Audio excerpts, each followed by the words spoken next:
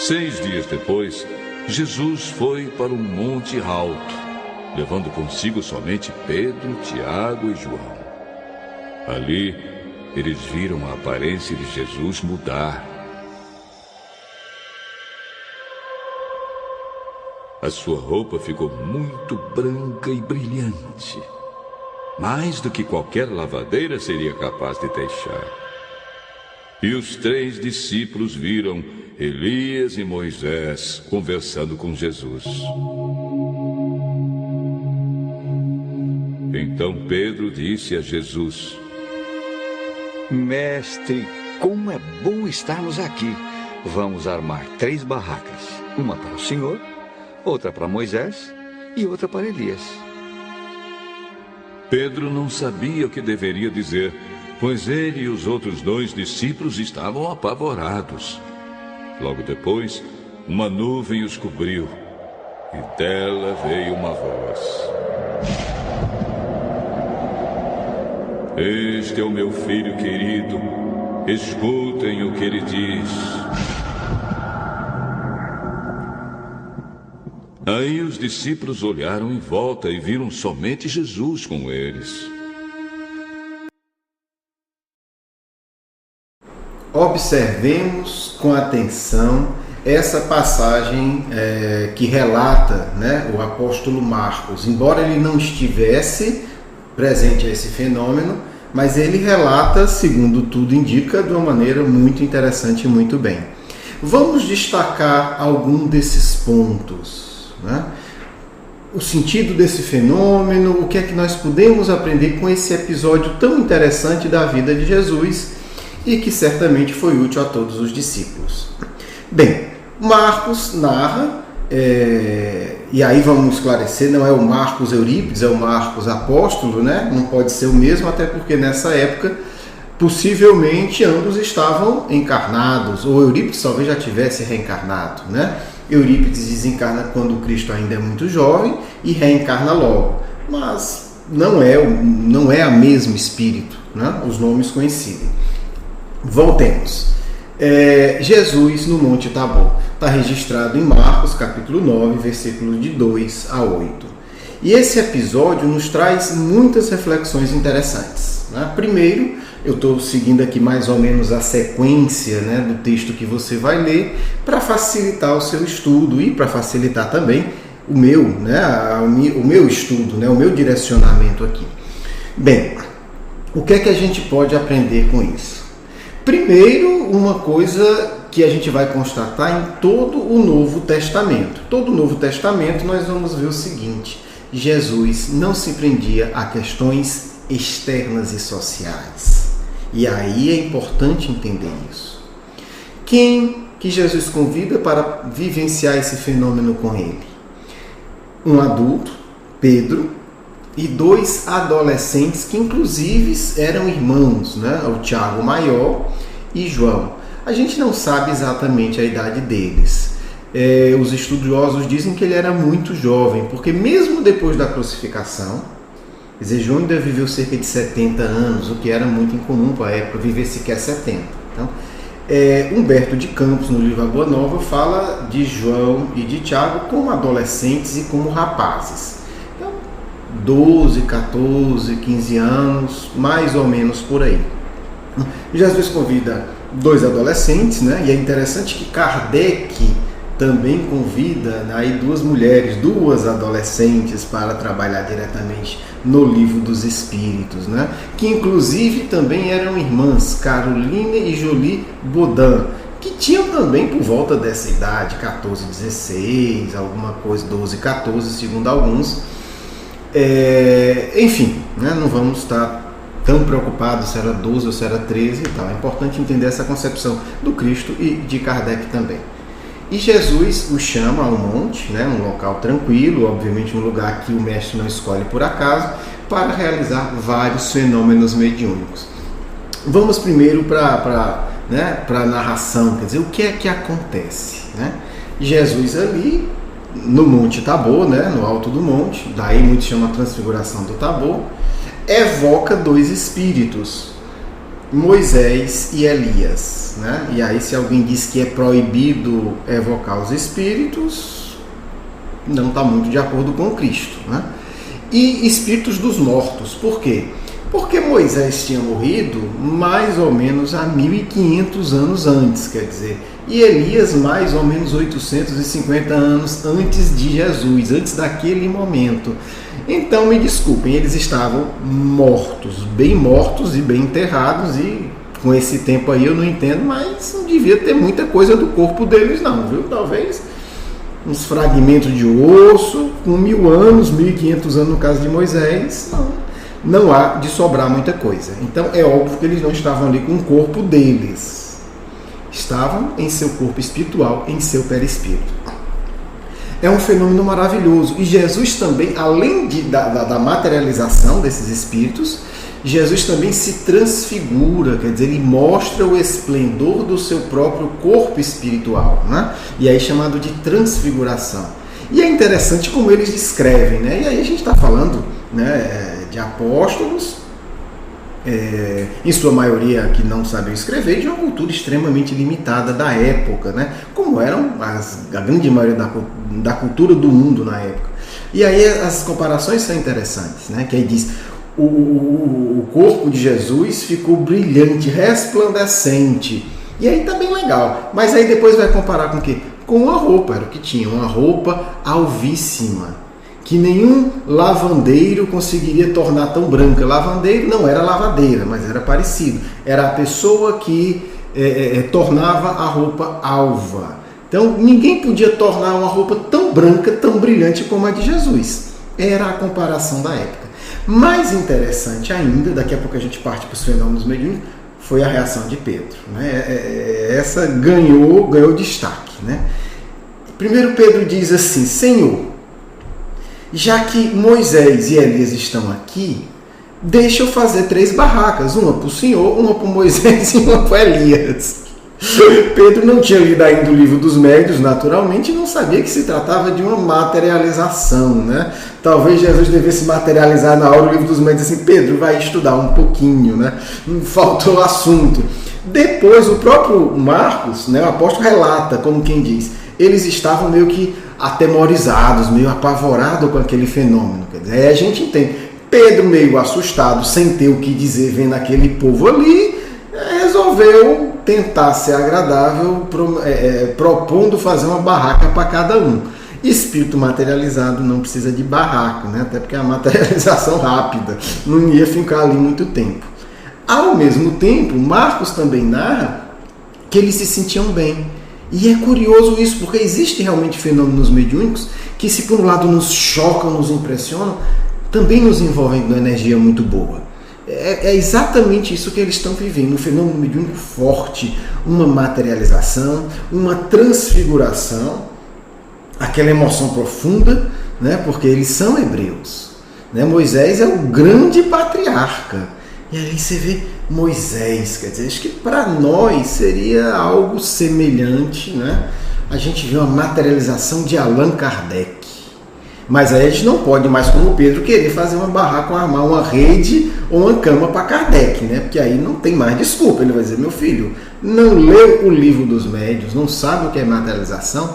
Pedro tem desculpa, né? Estamos há 2000 anos iniciando o aprendizado dele nos fenômenos mediúnicos. Tiago e João, acho que o mais novo, ficaram meio que na dele, né? Deixa Pedro tentar falar alguma coisa. Depois disso, eles são envolvidos numa nuvem, possivelmente uma nuvem de energias que hoje nós chamamos de ectoplasma, que são relatados nas centenas e centenas de experiências de materialização que nós temos notícia, né? Conheço algumas pessoas que participaram dessas reuniões e que relatam algo muito parecido, também vemos na literatura. Infelizmente, eu não participei ainda, né? Espero que apareçam médiuns aí para também cumprir a sua tarefa nesse setor, porque são fenômenos maravilhosos. Abrindo um parêntese, né? Tem gente que diz que materialização é coisa de espírito atrasado. Complicado, né? Temos aí o Cristo, Moisés e Elias, né? Sendo ali vivenciando o fenômeno, e temos João, Tiago e Pedro assistindo. Eu não sei como é que essa tese se sustenta diante desse pequeno relato do Novo Testamento. Mas, enfim, né? Cada um tem direito aí de pensar o que acha melhor da vida. Continuemos. Que tipos de fenômenos ocorreram? Já falei um pouco. Foi uma materialização, né? Foi a transfiguração, e depois, quando se envolve com essa energia ectoplasma, nós vemos um fenômeno que hoje chamaríamos de voz direta. Uma voz que diz, né, no final aí que nós ouvimos: esse é o meu filho amado, ouvi-o. Quer dizer, uma voz que ressoa, né, materialmente pelo relato, né? E isso também pode acontecer, já aconteceu em centenas de reuniões de efeito físico. Emmanuel vai narrar que esse fenômeno também ocorreu em algumas igrejas, né, em algumas comunidades cristãs iniciais, e também recentemente tem muito relato sobre isso. Bem, esse é o início do nosso estudo. Talvez alguém pergunte: quem é Jesus para o Espiritismo? Qual é a relação do Espiritismo com Cristo? E aí nós vamos no principal livro, né, no livro que funda o Espiritismo no mundo, né, porque obviamente o Espiritismo é o estudo das leis de Deus, e quanto mais evoluída uma sociedade, mais se estuda a lei de Deus, então mais avançada ali vai estar o Espiritismo. Mas no mundo da matéria densa, no nosso mundo atual, né, para você que está encarnado, para quem está desencarnado, se estiver perto também é do mesmo jeito, se estiver numa colônia superior, sabe que o estudo lá é bem mais avançado. Kardec funda, né, o Espiritismo no mundo em 1857, 18 de abril, com o Livro dos Espíritos. E é nesse livro que nós vamos buscar a referência do Espiritismo a Jesus. Quem é Jesus para o Espiritismo? Vejamos a seguinte questão 625. Eu vou ler para ficar bem claro, né? Qual o tipo mais perfeito que Deus ofereceu ao homem para lhe servir de guia e modelo?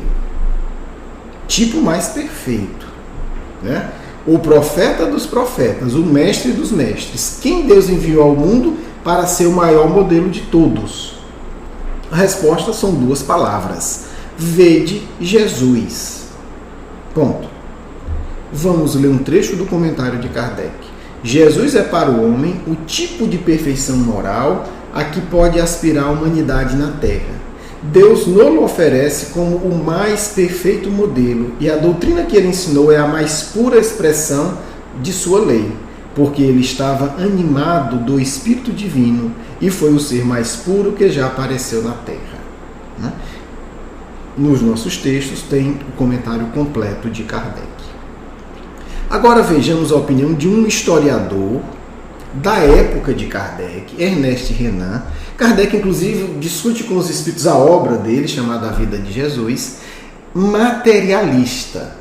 Né? Ernest Renan é um ex-padre ateu. Vejamos o que ele fala do ponto de vista estritamente histórico, materialista, mais honesto. Todos os exércitos que já desfilaram por esse mundo, todas as frotas que já singraram os mares, todos os parlamentos que já se reuniram, todos os monarcas que já reinaram, todos juntos, não influíram tão poderosamente na vida da humanidade, neste planeta, como fez esta vida singular, Jesus de Nazaré. Então, como diria também Caiba Schutel, né, escritor espírita encarnado, Jesus é a personalidade mais poderosa, mais maravilhosa, mais incrível, mais bela e mais profunda que se tem notícia na história de todo este mundo. Então, estamos falando desse espírito referência máxima para a humanidade. Então é importante a gente avaliar, né, as lições que eles nos deixaram. Obviamente podemos entendê-la com tanto mais de profundidade a partir de uma compreensão espírita, e é o que nós vamos fazer nesse curso. Vejamos como Jesus lidava com a mediunidade. Né? Vejamos como Jesus lidava com a mediunidade. Vejamos um caso retratado no belíssimo filme chamado Jesus de Nazaré, de Franco Zeffirelli. As boas novas que trago a vocês é que o cativeiro acabou. Como assim o cativeiro acabou? Mas que cativeiro? Cativeiro em pecar. Deus cumpriu a promessa que fez ao nosso povo de Israel. E se reconcilia com os homens.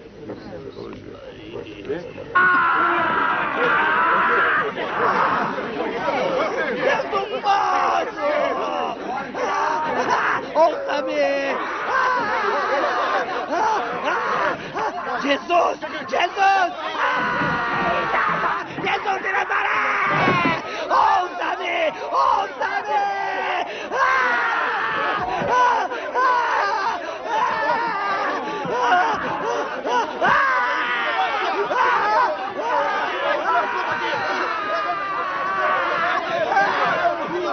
O demônio sempre tenta tirá-lo na água e no fogo para destruí-lo. Se puder fazer alguma coisa, ajude meu filho. Tenha piedade.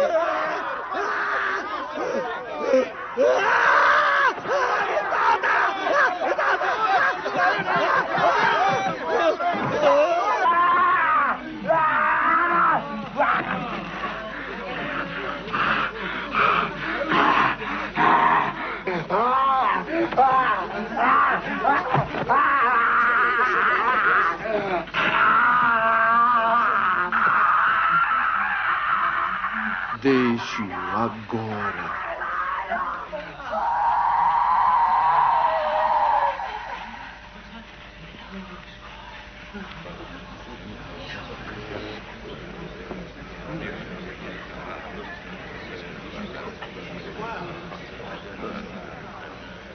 Pai. Pai. Meu filho.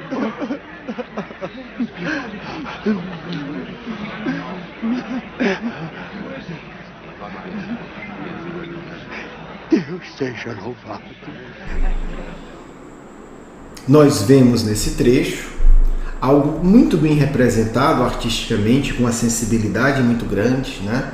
É um grande diretor e certamente estava muito bem inspirado, mostrando, né, o que se chamava de cura do endemoniado, né? Chamaremos hoje de desobsessão, a importância do lidar com os espíritos. Quer dizer, nós vimos aí representado o sofrimento do pai, a angústia desse jovem médium e o poder moral do Cristo em afastar esses espíritos infelizes que o estavam atormentando. Portanto, quando falamos de desobsessão, não falamos de uma atividade técnica externa. Estamos falando em amenizar o sofrimento humano, de encarnados e de desencarnados e de todos aqueles que se vinculam a esses espíritos envolvidos em uma relação triste e infeliz, de vingança, de ódio, de vício, seja, né, cada um vai ter sua especificidade. E aí nós vemos Jesus mostrando a importância de aprendermos a lidar com o espírito. Há um outro caso, também de desobsessão, mas com um aspecto muito mais profundo, né? Que é o caso de Maria Madalena, ou Maria de Magdala, né? Talvez mais corretamente, Magdala é a cidade, né, que ela nasceu e vivia, era conhecida como uma pessoa de Magdala. E aí nós vemos um processo muito mais profundo, porque nós não temos conhecimento, né, de como foi o desenrolar da vida desse jovem médio curado pelo Cristo. Mas no caso de Madalena, Maria, né, Maria de Magdala, nós temos, porque ela sofria de uma obsessão, um caso mais, que a gente tem um conhecimento mais específico, né, uma obsessão sexual. Esses espíritos são afastados, mas ela não simplesmente sente o alívio e tudo bem, porque ela tinha uma sede profunda de amor. E ela vai em busca desse verdadeiro amor, desse amor ampliado e mais profundo. E se torna, possivelmente, a personagem mais fascinante da história do cristianismo no mundo. Da história do cristianismo primitivo. Em sua vida é uma busca constante pelo amor. E aí nós vamos ter, através das informações mediúnicas, uma compreensão bem mais interessante, né, da grandeza desse espírito, da capacidade de amar e de abnegar-se. E descobertas recentes têm apontado, né, o papel que ela teve né, como verdadeira discípula de Jesus. E há um evangelho descoberto relativamente recente, o evangelho de Filipe, que aponta que ela era a discípula mais amada e a que melhor entendia os ensinos do Cristo. Há uma passagem nesse evangelho que narra inclusive Pedro pedindo que ela explicasse as coisas que ela conversava com Jesus, porque eles não entendiam. É uma figura central, pensamos, né, e mostrando como a mediunidade pode ser sublimada numa única existência. Quer dizer, nós temos o início de uma mediunidade envolta por espíritos extremamente viciosos, com um dos tipos de obsessão mais difícil de se lidar, a obsessão sexual, que hoje avassala nosso mundo, né? O vício da pornografia, um pensamento constantemente voltado apenas com a satisfação imediata, e essa é Madalena, né? Ela busca o amor, ela tem uma sede profunda de amor, mas ela não sabe como saciá-lo, e aí vai buscar isso nos prazeres sensoriais. E temos na outra ponta, ela é inegavelmente o espírito que o Cristo escolheu para o testemunho da imortalidade. É o grande símbolo da regeneração humana, pensamos, porque ela foi, mais do que qualquer seguidor do Cristo, aquela que se transformou em maior profundidade, de um extremo, de uma obsessão sexual terrível, a outro polo, de ser a homenageada pela comprovação da imortalidade antes de que qualquer outro espírito.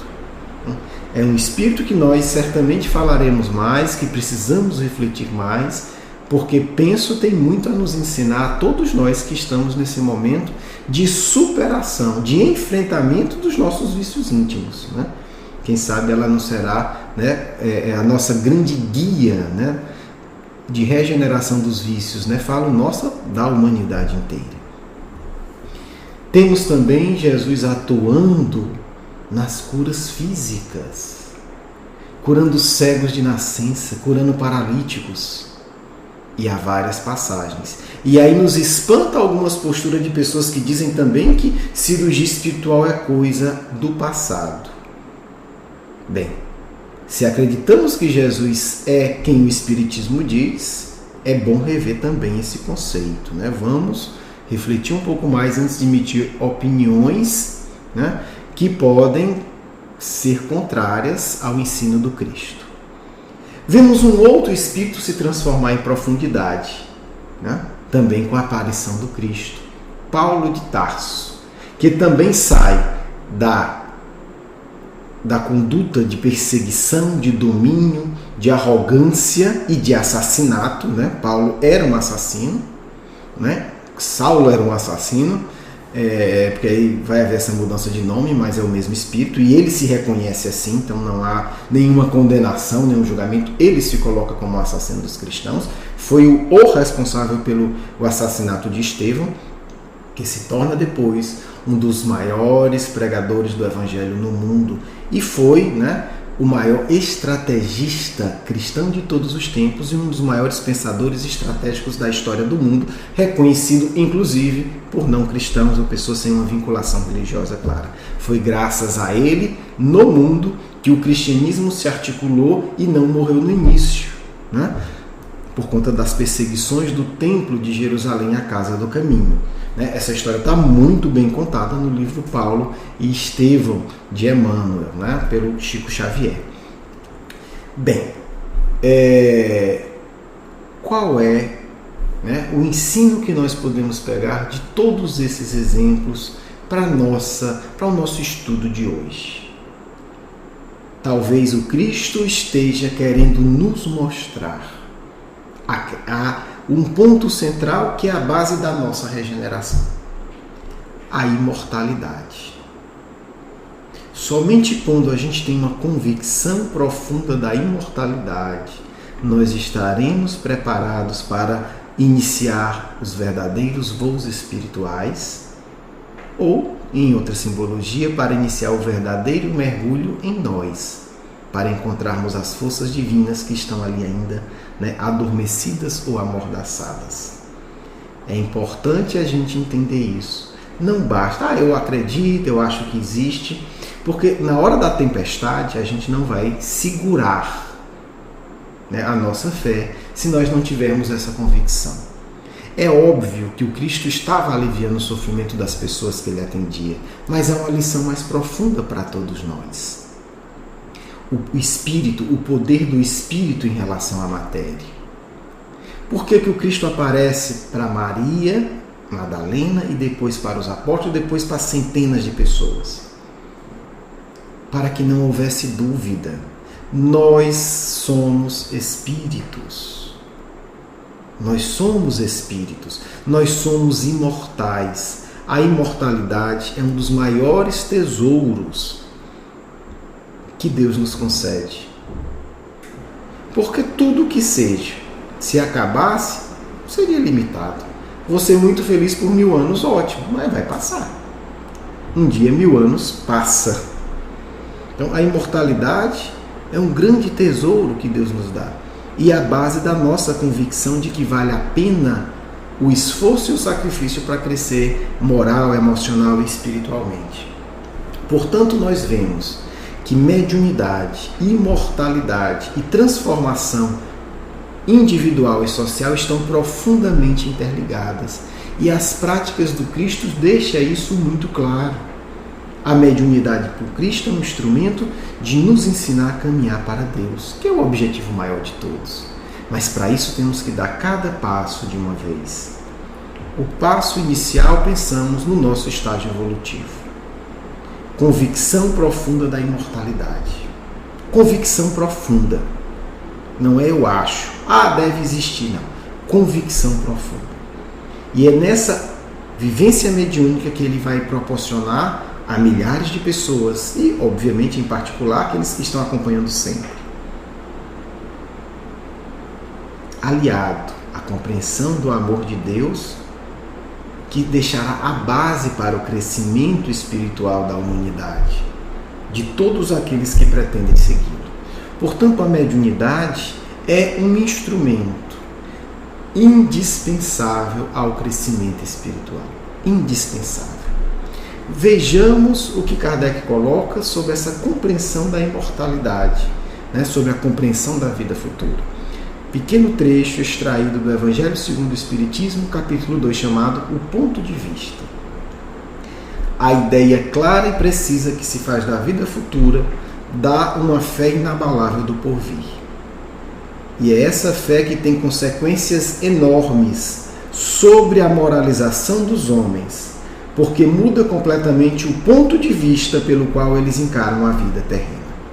Ninguém muda profundamente a base do eu acho, né? Que Kardec, ideia clara e precisa. Estamos falando de compreensão intelectual, estamos falando de fenômenos mediúnicos, claros e objetivos. Pedro, Tiago e João viram Moisés, viram Elias. Os apóstolos testemunharam curas de pessoas que eles conheciam, como pessoas que tinham nascido cegas, pessoas paralíticas conhecidas de toda a comunidade, leprosos que se curavam instantaneamente ao toque de Jesus. Há um passe, há um olhar, há uma ordem magnética e firme. Então, e aí Kardec vai ter todo o sacrifício e todo o carinho em deixar muito claro. A imortalidade não é uma hipótese, é uma afirmação comprovada e comprovável. E aí muda tudo. Não é que Jesus viveu e a gente aceita. Jesus viveu e nós podemos viver os fenômenos mediúnicos. O Espiritismo vai nos ensinar como viver os fenômenos mediúnicos de uma maneira séria, de uma maneira equilibrada e de uma maneira a dar ótimos frutos emocionais. Então a transformação da humanidade tem esse ponto inicial. E aí Kardec fala consequências enormes sobre a moralização. É óbvio. Na hora que o indivíduo sabe que vai continuar a viver e começa a entender que vai colher o que plantou, muda. Muda bastante. Não vai se transformar, né, de demônio em anjo em 5 anos, em 5 minutos. Não vai. Mas muda.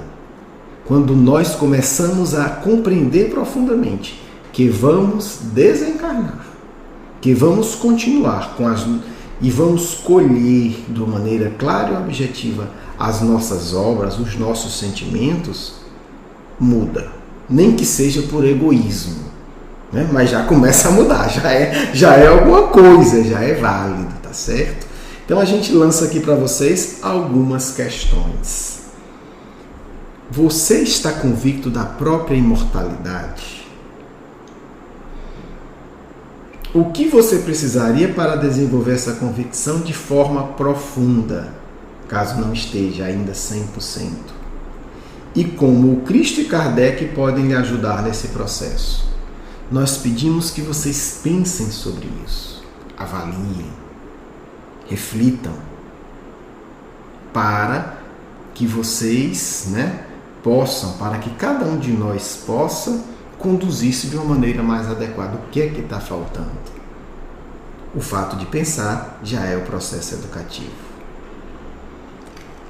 Para concluir, eu vou ler apenas um pequeno trecho do livro Céu e Inferno, onde Kardec pega o depoimento de um ateu desencarnado. E aí Kardec vai discutir um pouco as consequências do materialismo.